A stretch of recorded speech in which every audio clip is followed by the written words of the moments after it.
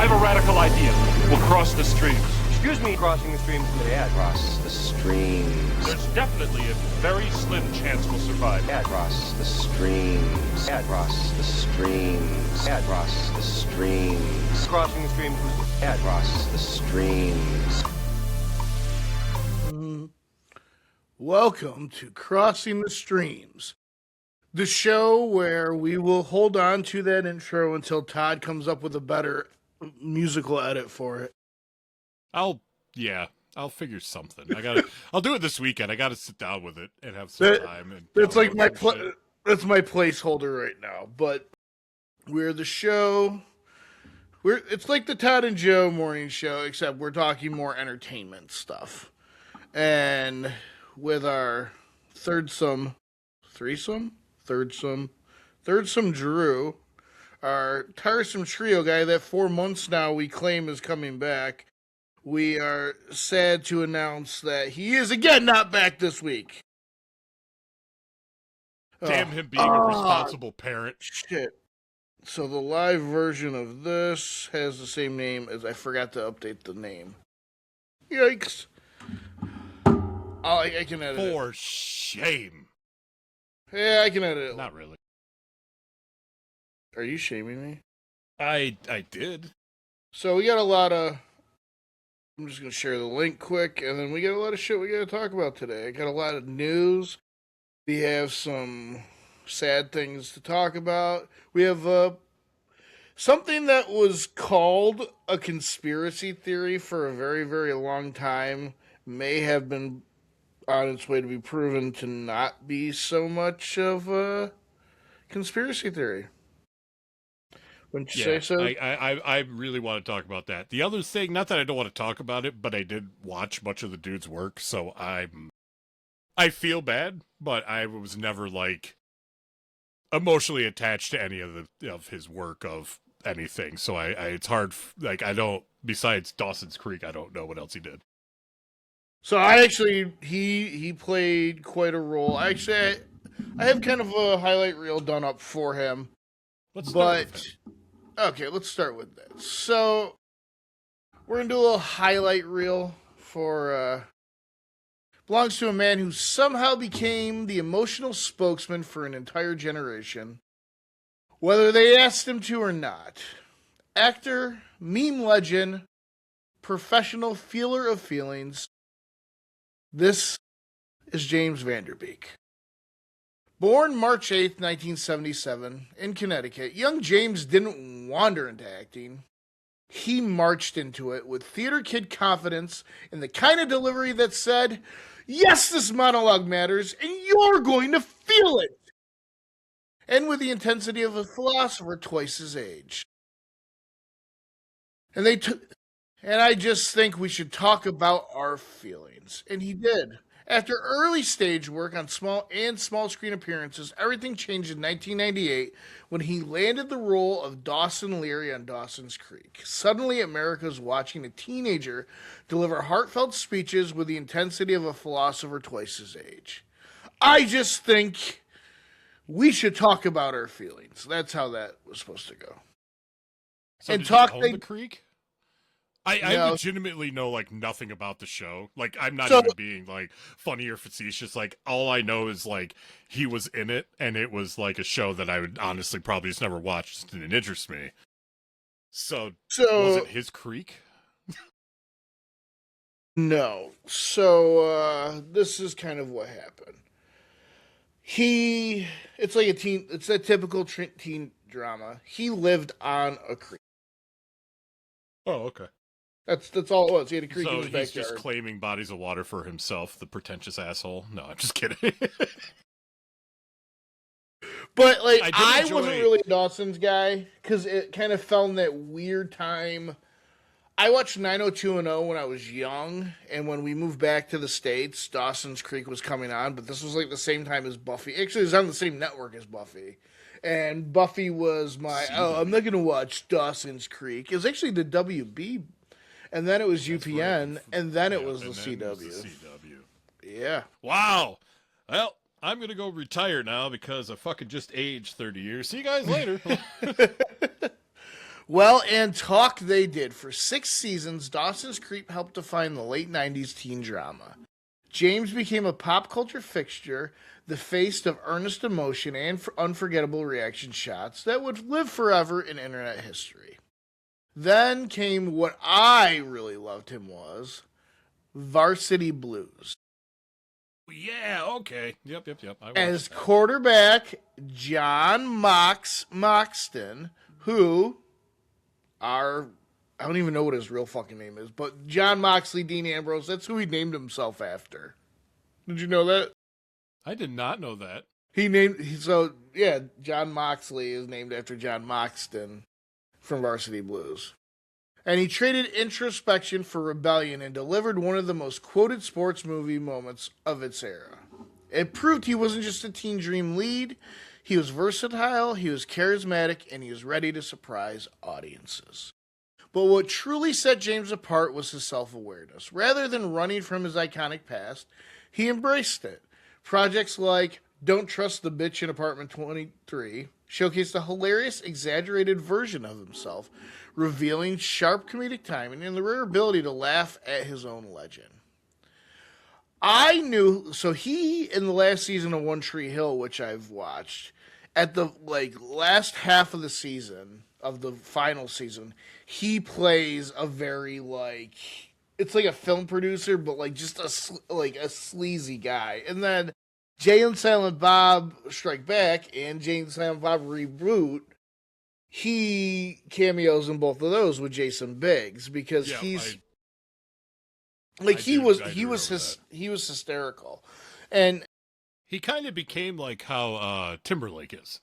Where, for a while he was, this boy band, whatever, but then Dick in a Box and, he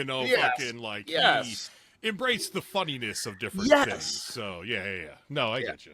And across film, television, and voice work, James built a career defined by reinvention.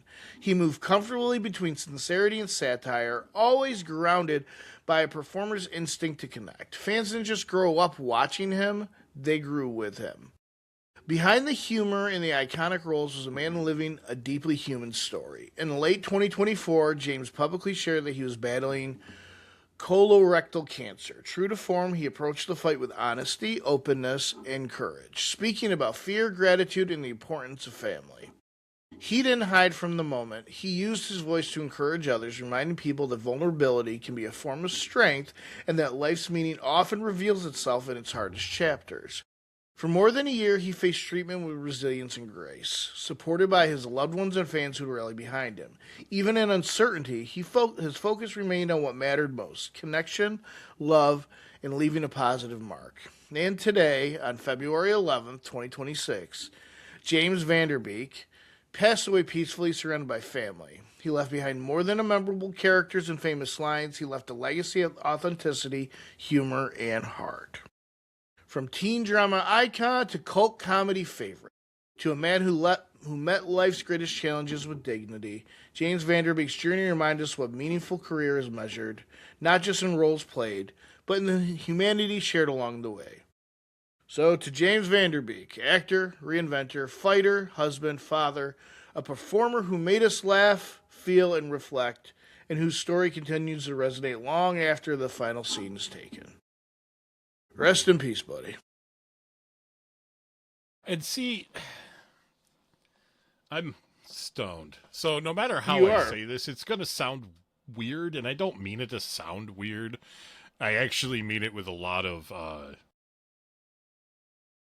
compliment and integrity of these people and whatever. It's I give credit to people that are mostly famous that will either not tell you that they're sick because they don't want the bombardment, or like him, they'll whatever you, but you have the people that do it for the attention. Right.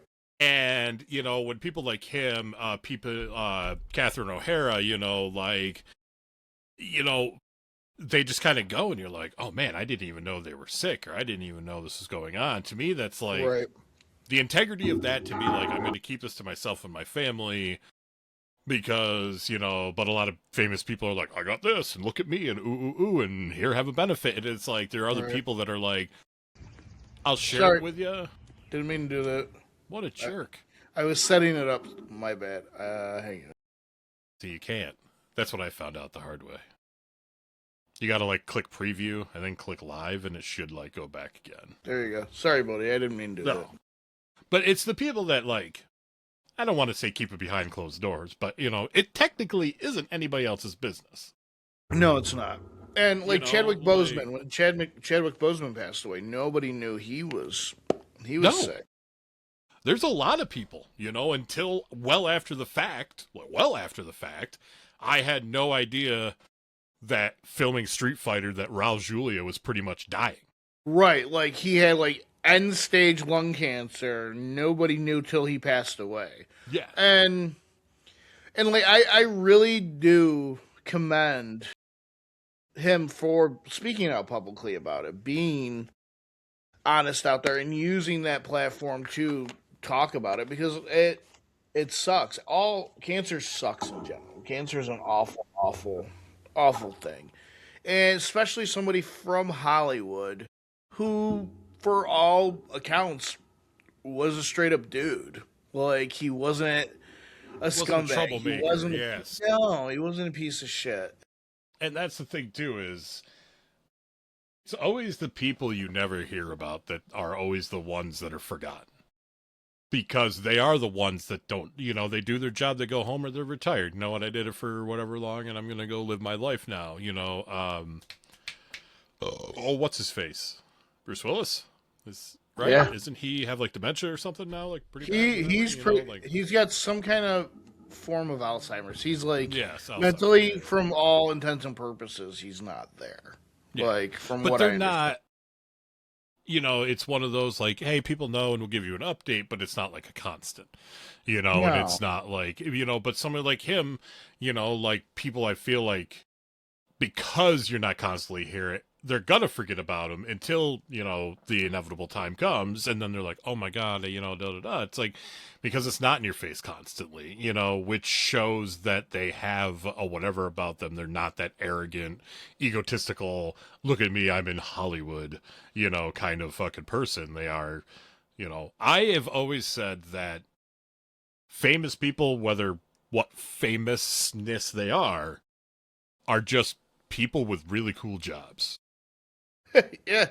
Like, they get to make, and, like, you hear, like, they're not different than me and you. They just got lucky and they got a really cool fucking job, or they really followed their dream until they, you know, got there or whatever. And, like, but to, you know, treat them any differently, like, paying respects and stuff's one thing, but to, like, treat them any differently of, oh my God, let's do this, let's do that. It's like, most of these people also have a lot of money. They don't need more money from people. And if they're asking for money from people, it's either a scam or they spent their money poorly. Like, I don't know, man. It sucks. And he was, what, 48? Mm-hmm. You know, like, not old. That's It's our age, dude. It's our age. So, before we get into our new next segment, which I just came up with the name for it, it's going to be called The Master Debater. All right. Before that, I want you guys to get into a happier mindset after that very, very dark.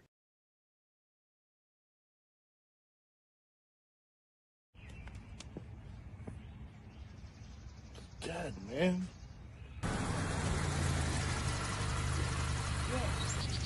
I hear somebody say they need to get high. Dude, I need to get high. It's dead. Where can I go? Oh, I know a place. And as I showed Mr. Stones that day, this was the magical place to get all of the highest grade cannabis flower, pre-rolls, vaporizers, concentrates, edibles, topicals, accessories, gummies, creams, and so much more. Just take a little trip down to 4656 Onondaga Boulevard, Syracuse, New York, and get some bud from our bud, Joe, at Joe's Buds. Maybe you can be our bud too.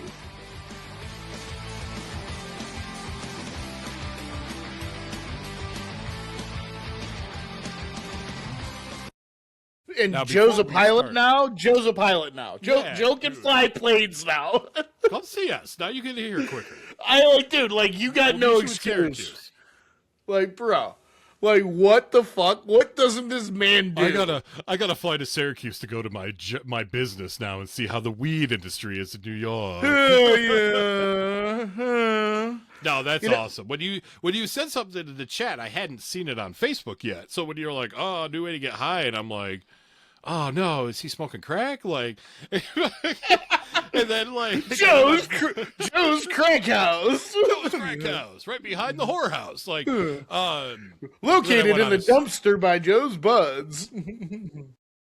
I'll tell you what really is a limp lizard. Oh, No. Jesus Christ. So then I went on his Facebook and saw that, and I'm like, that's fucking awesome, man. Like that is truly like a really fucking like cool accomplishment in life to get. Is 'cause I don't even know how many fucking hours you have to get a license. Like, I think Dude, it's the like dude couple is a hundred. full-time defense attorney. He owns his own dispensary.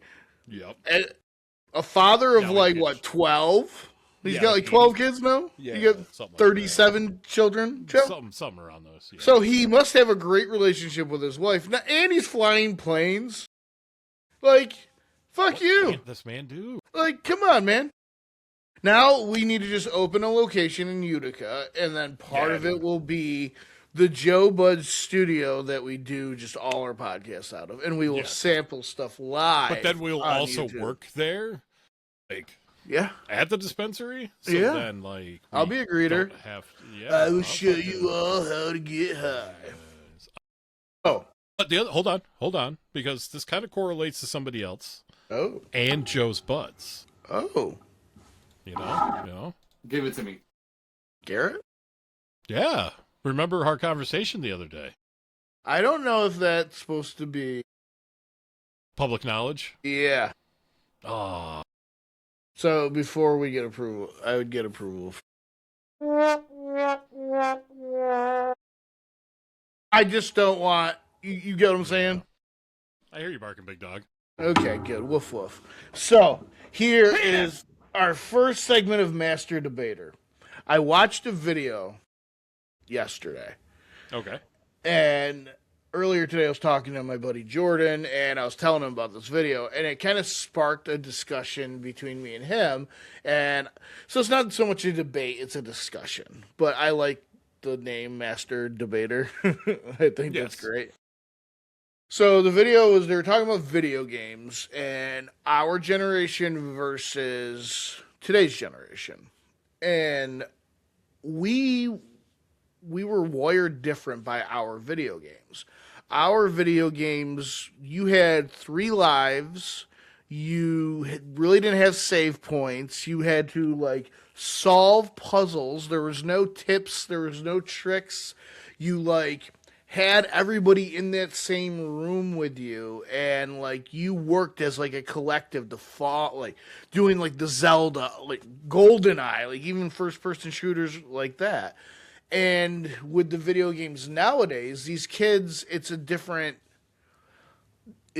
They're different completely. Like even though like you have your first person shooters, your RPGs and whatever, they're given all the clues. It's meant for just repeated play to just endlessly play. Where the games we had were meant to keep us occupied for an extended period of time until it wasn't all about the replayability.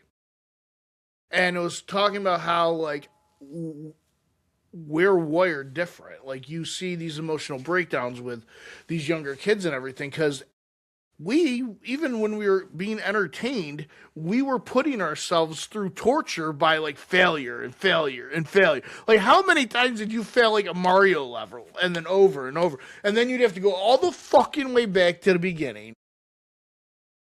May I say one name? And everybody will know when I say this one name what I'm talking about. You're going to go, yeah. Everybody watching, the whole of you watching are going to go, yep. Shao Kahn.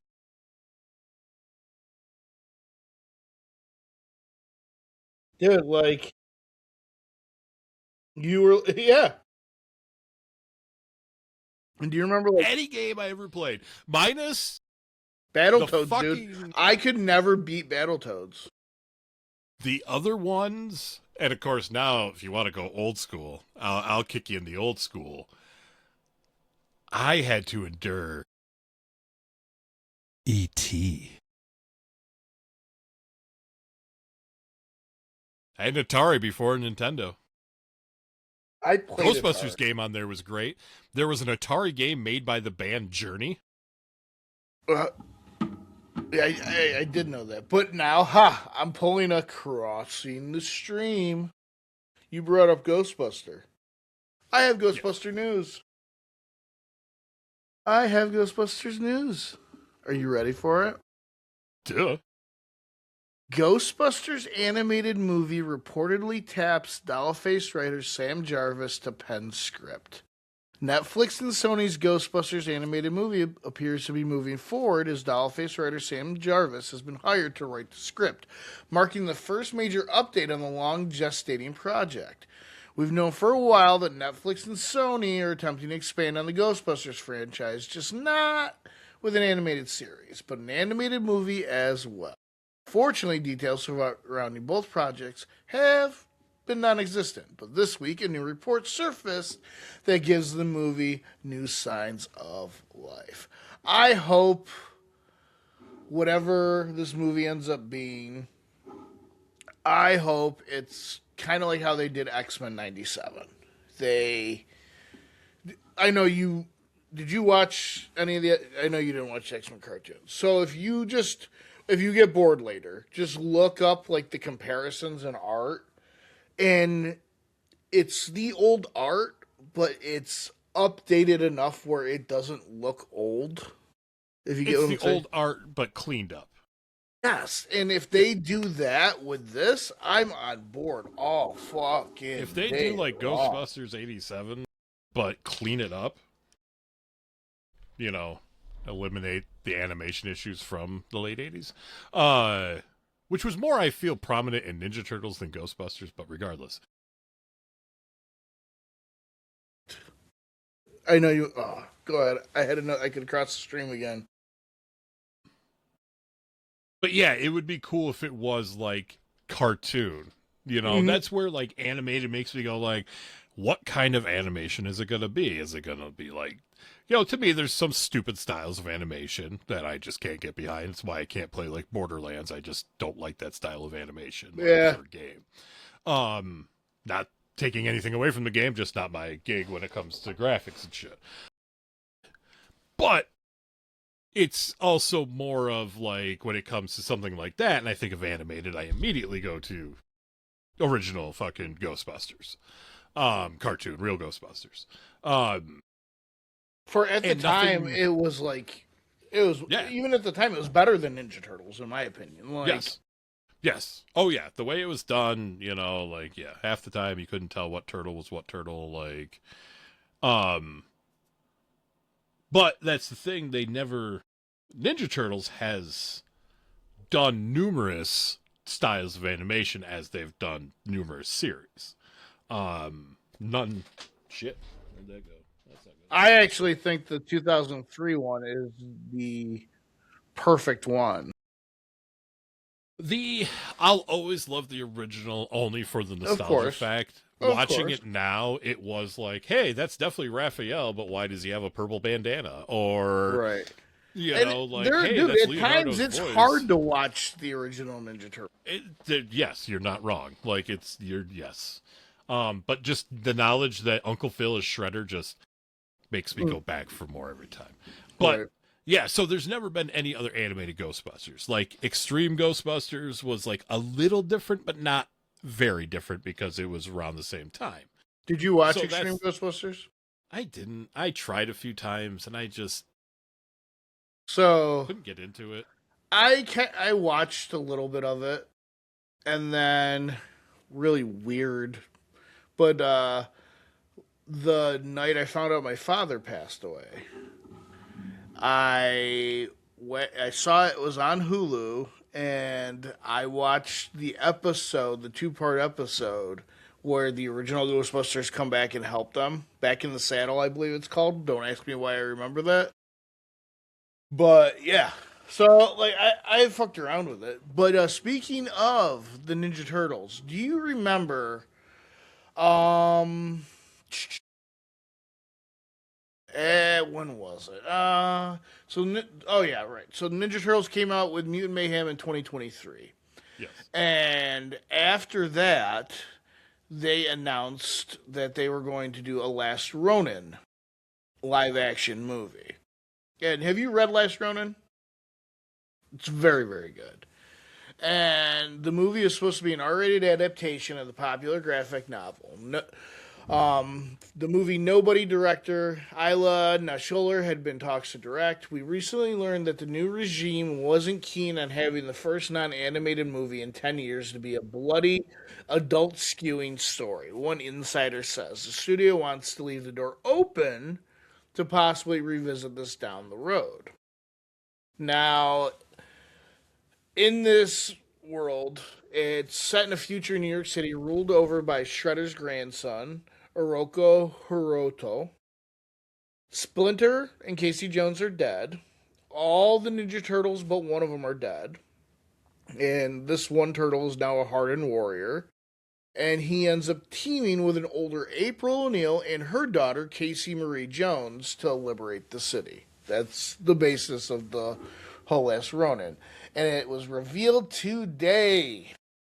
Judith Hoag was supposed to come back as April in this. I had seen something just in passing about that, but didn't really, stop. So, the movie's not getting done now? So it's... Or, yeah. So it's paused right now. It's not canceled. It's halted, and then after they do the next live action one, they possibly will revisit it, which I honestly would be cool with, almost if they did a 4 or 6 episode series on Paramount Plus. Yeah. To kind of correlate with each issue. And actually I have, where is it? Oh, I have my last. I have a question, so I know I'm not completely lost in my mind. Oh, nice. Did something over there just talk? Do you have an Alexa, your phone, something like that? Did it No, I thought that was you in your soundboard.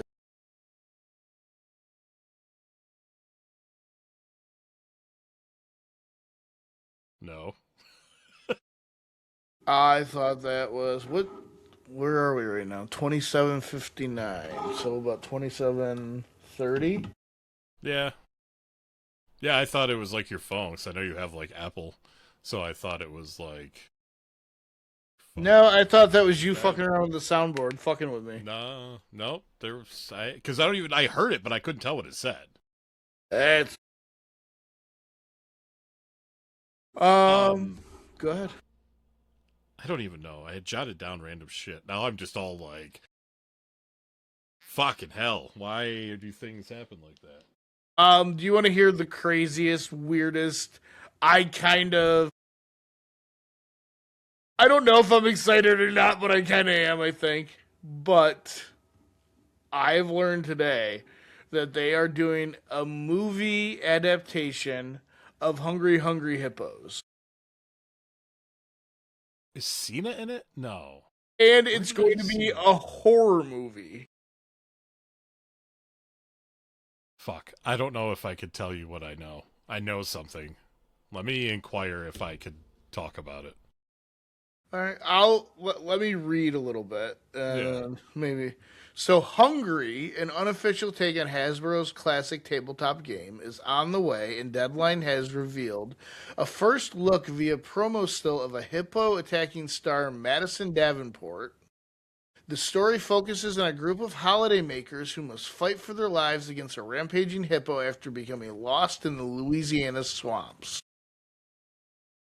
Their ferocity and unpredictability tends to be overlooked. Hippos are considered Africa's deadliest large animals, killing more people every year than lions or elephants.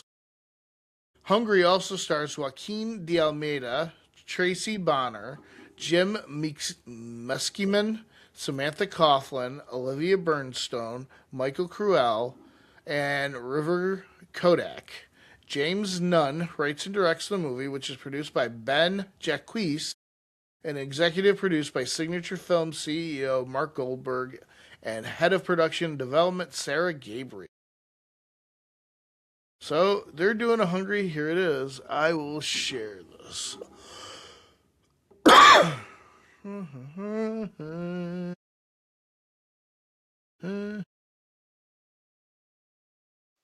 That is what it looks like, folks. Uno momento. Well, that looks fucking creepy, dude. Yeah, that's yeah, everybody's just turning Everything and other everything. things into Everything. shit. Yeah. And since we're talking about toys, I'm going to cross the stream cross the stream over to the new Masters of the Universe toys. We got our first look at our Skeletor. The latest wave of Masters of the Universe toys showcases a powered-up green-skulled Skeletor and the iconic villain's minions, the terrifying Skell Knight Warriors. Let's see. Look at He-Man. There's our Skeletor. There's Green Skeletor. Havoc Stack Attack! There's the Skell Knight action figure. What? They look cool, dude. Yeah, Beast Man. I'm small. I'm in a tiny box. So, I have some news. I know Drew would probably be more excited about this, but he keeps ghosting us. Make me big again. Yeah. Are you looking at the screen? Well, no, I was reading the Oh. articles. There Yay! All I just right. felt like if I moved an inch, I would be like...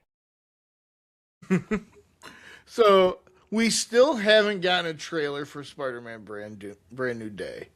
But we have a rumor, so take this with a grain of salt, that the movie will revolve around Peter Parker's genetics in the race to stop him from transforming into something monstrous.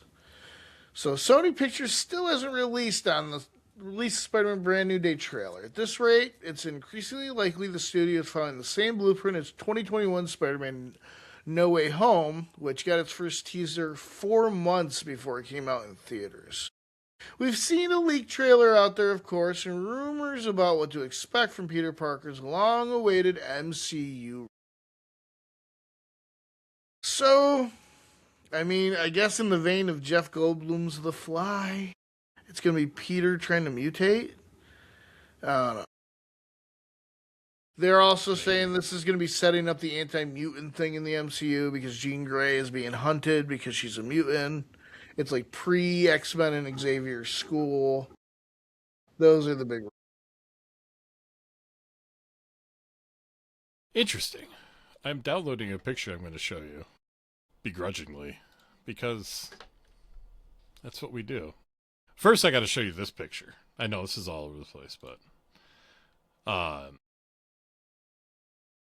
where is it? Window. There. Share. Those of you who don't know, this is the type of shit that we're living in right now.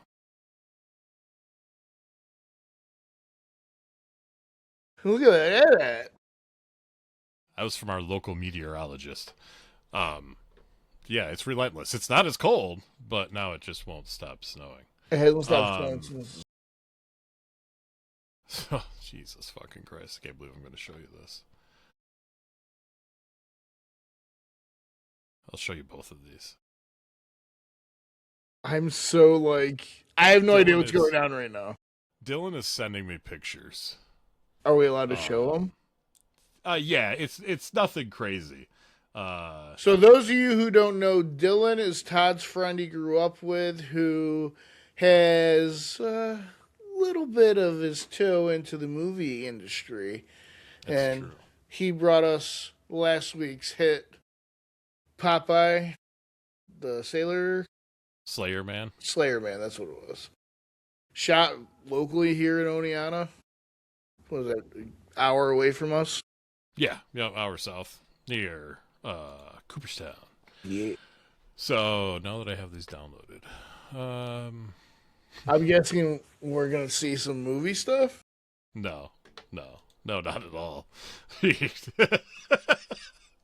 Nope, just gonna embarrass the shit out of myself. Are these old pictures of Todd? Oh, there's Todd and his Juggalo tattoo. Yeah, that looks pretty newish, to be honest with you. That might have been right after. And that was in, let's see.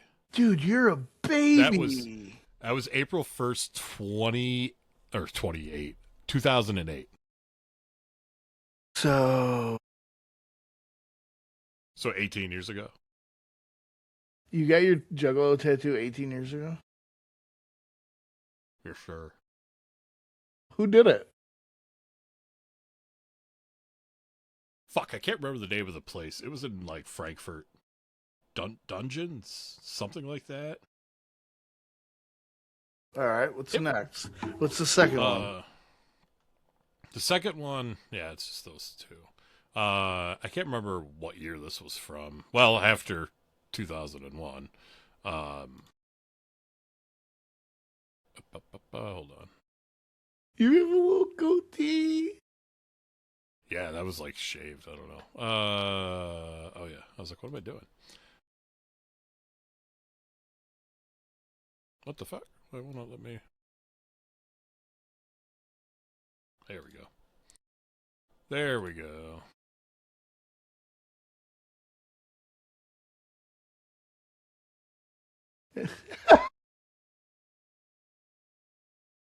Look how little you are. I know, dude. I was fucking. Yeah. That was one. Like, it sounds stupid, and it's just because of what happened afterwards is why, like, I think of this. I was smoking cigarettes then. So I would smoke when I was bored. When I quit smoking, I started eating a lot. Then I would eat when I was bored. Because usually I would smoke pot, get high, and then be like, oh, well, now I'm high and bored, so I'm going to eat something. It sounds ridiculous, but I feel is the truth. Like, it was because I smoked cigarettes, so I was still a huge pothead, but when I quit, I was over 3 packs a day. Like, Holy shit. yeah, like, it was not good. Like, that's for sure. Like, I think I haven't had one, been pushing almost 20 years. But yeah, so, no, Dylan he sent me a picture. It's been like 15 years for me. Nice. Hell yeah. Yeah, he sent me a picture of the dog, and then he sent me those 2 other pictures. That's so crazy. I just wanted to share them, as random as it was, but that's what the show is about. Randomness. So speaking of randomness. I just looked at my vape to see what time it was. What time was it? The sad part is my vape is set to 428 degrees, and it's only 424. So, I know. Like, it wasn't far off. It was pretty spot on. Right, That's... I don't need that. So, Todd, I want you to take your hat off and put your Sherlock Holmes Deer Stalker cap. Because we are breaking down to unsolved mysteries. And I believe on an episode of Todd and Joe Morning Show, we talked about conspiracies. And one of the conspiracies that you believed in, that Kurt Cobain was murdered. That he did not commit suicide. So, forensic specialist Brian Brunette has demanded that the Seattle Police Department reopen the case into Nirvana frontman Kurt Cobain's death. ruling that his death was a homicide rather than a suicide. Although the medical examiner's office has ruled, Todd, what time is it? It says it's 4:28. It's Perfect. 4:25 though. So, the medical examiner has ruled that Cobain's death doesn't require further investigation. A team of private researchers, led by Burnett, has determined that his gunshot wounds are more indicative of a murder than anything self-inflicted. Oof. Todd, how does that make you feel? Haha, bitches, I've been right for fucking 30 years.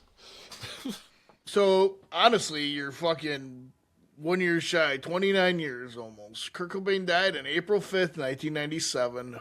Yeah, 7, yeah. At the age of 27 in his home in Seattle. The cause of death was ruled to be self-inflicted shotgun wound. Now, almost 3 decades later, a new report suggests that Cobain was murdered, with the perpetrators forging a suicide note.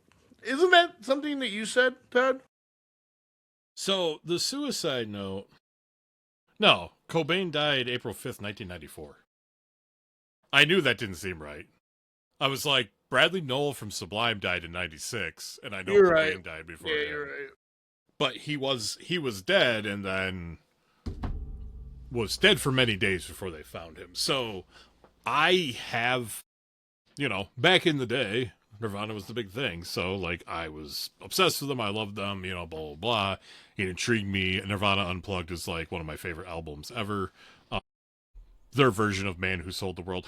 My father, whom is in his 70s and is, like, a hippie, who grew up, obviously, with, he went to Dead shows. He loves fucking Jethro Tull, blah, blah, blah.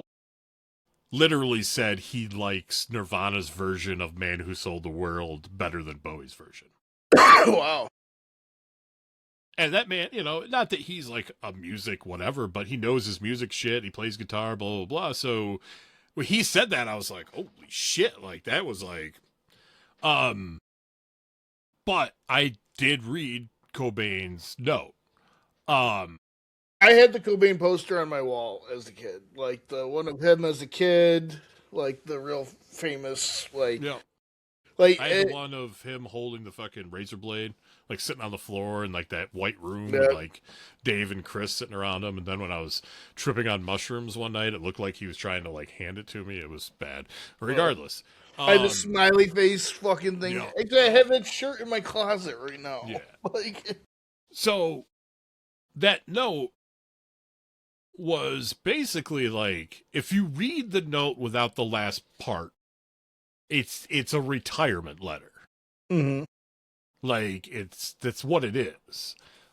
The last part, which was written in different ink and a different handwriting, added, I love you, Francis Bean. I love you, like, basically to me what made it a suicide note. But the first part of that was not really like he just talked about what I remember. He just talked about, like, just everything going on. The dude had Crohn's. He was ill a lot. Like, unfortunately, that's what the heroin use was for. Here's... Yeah, it's hard to see that. But if you scroll to the bottom, that's... So right about here, you can see where it's almost like a different person. Yeah. And at the bottom, like the very bottom, like, that shit. Like, why would you go from writing like that to all of a sudden writing like that? So actually it has a transcription here. Yeah. To, what does it say, Buddha? Buddha, yeah. Speaking from the tongue of an experienced simpleton who obviously would rather be an emasculated infantile complainee, this note should be pretty easy to understand. All the warnings from the Punk Rock 101 courses over the years since my first introduction to the, shall we say, ethics involved with independence and embracement of your community has proven to be very true. I haven't felt the excitement of listening to as well as creating music along with reading and writing for too many years now. I feel guilty beyond words about these things. For example, when we're backstage and the lights go out and the manic roar of the crowds begins, it doesn't affect me the way it did it did for Freddie Mercury, who seemed to relish in the love and adoration from the crowd, which is something I totally admire and envy. The fact is, I can't fool you, any one of you. It simply isn't fair to you or me. The worst crime I can think of would be to rip people off by faking it and pretending as if I'm having 100% fun. Sometimes I feel as if I should have a punch-in-time clock before I walk on the stage. I've tried everything within my power to appreciate it, and I do, God, believe me, I do, but it's not enough. I appreciate the fact that we have affected and entertained a lot of people. It must be one of those narcissists who only appreciate things when they're gone. I'm too sensitive. I need to be slightly numb in order to regain the enthusiasms I once had as a child. On our last 3 tours, I've had a much better appreciation for all the people I've known personally as a fan of our music, but I still can't get over the frustration, the guilt, and empathy I have for everyone. There's good in all of us, and I think I simply love people too much, so much that it makes me feel too fucking sad. The sad, little, sensitive, unappreciated Pisces Jesus man. Why don't you just enjoy it? I don't know. I have a goddess of a wife who sweats ambition and empathy, and a daughter who reminds me too much of what I used to be, full of love and joy, kissing every person she meets because everyone is good and will do her no harm. And that terrifies me to the point where I can barely function. I can't stand the thought of Francis becoming the miserable, self-destructive death rocker that I've become.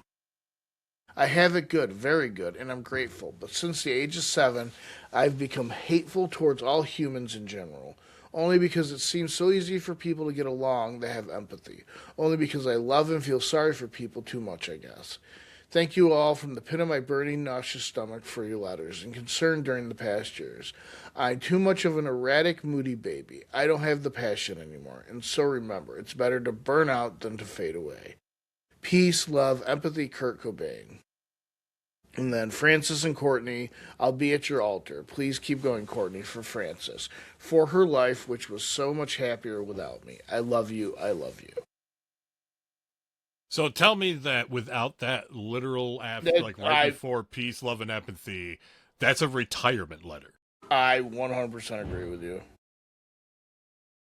100% agree. The only thing that makes it sound like a suicide note is the last 4 fucking lines. Yeah. Like, that is a... I can't... Like, that sound... Like, if that was today, that would be somebody's Instagram post. Yeah.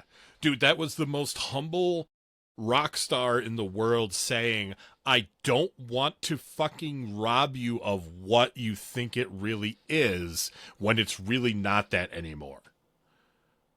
And for a musician to be that honest, to say, I don't have it in me to do this and I don't want to fucking fool you people and rip you off, so I'm just going to retire and be done with it. Like, that's leaps and, like, people don't do that. You know, like...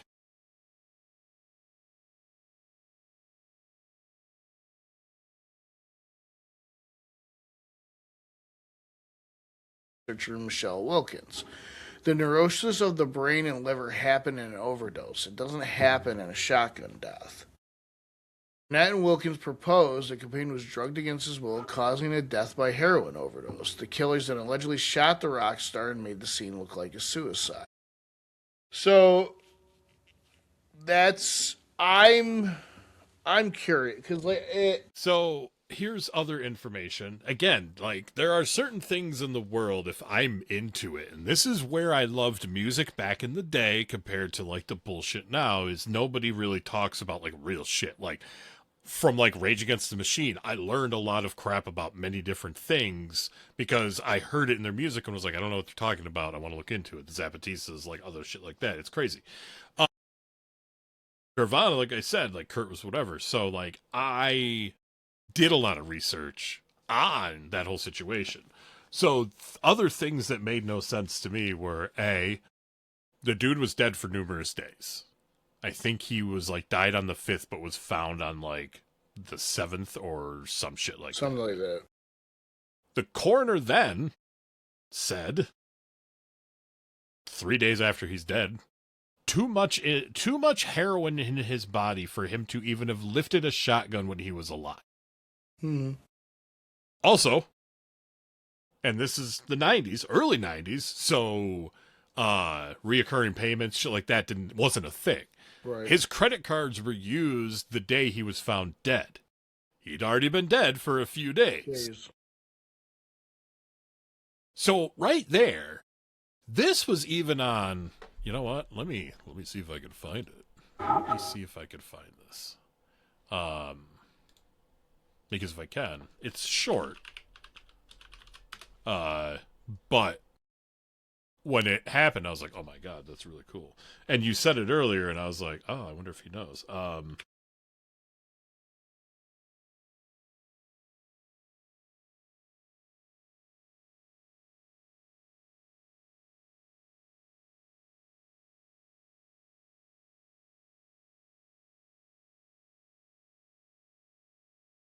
Yeah.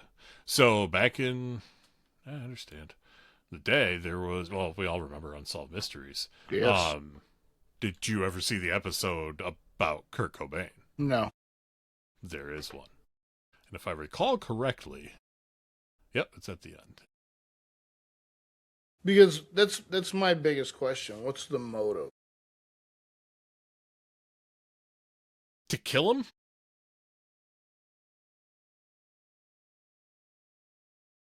Because like if he theory? retires, everything he's done just went up so much in value. Like it doesn't. Right. But if he's dead, it goes up even more in value. Yeah, but like when he retires, if he like by let's be honest, by now he would have at least come out of retirement twice. Maybe. But there's more. So you're dead, your shit gets more expensive, especially for the one person that had the rights to it, which was not Dave Grohl or Chris Novoselic. Who had the right? Courtney Love. So you think Courtney killed him? I think she had part of it. I don't think she pulled the trigger. I think she was involved in some way, shape, or form. She also, you also just eliminated basically your only big competition, your husband's band, who also helped you write your first album. But if he was retiring, that's not competition. He'll always be there. It'll always be more than her. He'll always be better than her. Let's face it, Hole was a shitty band. They were not good, thusly why they didn't last very long, even after Kurt's death. So, yeah, it's just, I believe from other things I saw or read that she was also involved with a certain Smashing Pumpkin. Mr. Billy Corgan, TNA Zone. So, yeah, I don't know how long this is.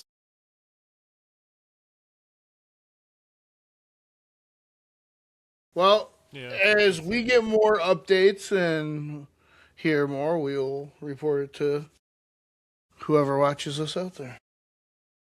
Billboard.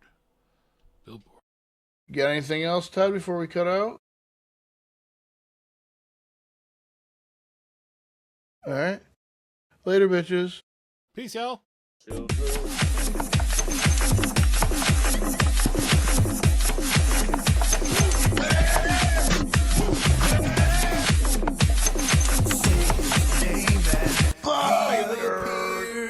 I believe in Joe Hendry. I believe